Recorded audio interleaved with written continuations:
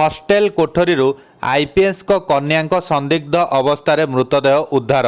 आसतु जानिबा यार सर्विसेस खबर विषय। लखनऊ स्थित Ram Manohar Lohia national law university hostel जड़े 19 वर्षीय छात्री मृतदेह उद्धार होईछि। उद्धार होइतिबा मृत छात्री नाम अनिका रस्तोगी। से एलएलबी तृतीय वर्षर छात्री थिले। अनिका रस्तोगी आईपीएस संतोष रस्तोगी झील, जी कि दिल्ली एनआईए रे आईजी पदरे नियोजित अछंती। मृत छात्री सांगमानंक कहिबानुसार अनिका रातिरे निजर कोठरी को जाइथिला। सकाळे अनेक समय धरी तार कबाट खोला नथिबारु आमे ताकू डाकिथिलु, किंतु कौनसी प्रतिक्रिया पाई नथिलु। तेणु बाध्य होई से रोहुतिबा कोठरीर कबाट भांगी देइथिलु। कबाट भांगिला बेलକୁ से चट्टाणरे अचेत अवस्था पड़िथिला। आमे ताकू घटनास्थलरू उद्धार करी तुरंत चिकित्सा पाई हॉस्पिटल रे भर्ती करिथिलु।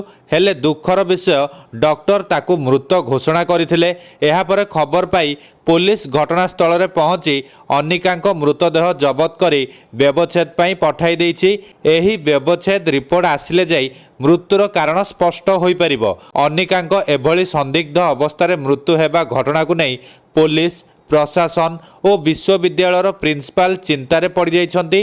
पुलिस घटनार तदंत करने सहित अनिकांक परिवार लोकंकु एही दुखद घटना विषय सूचना देइछि।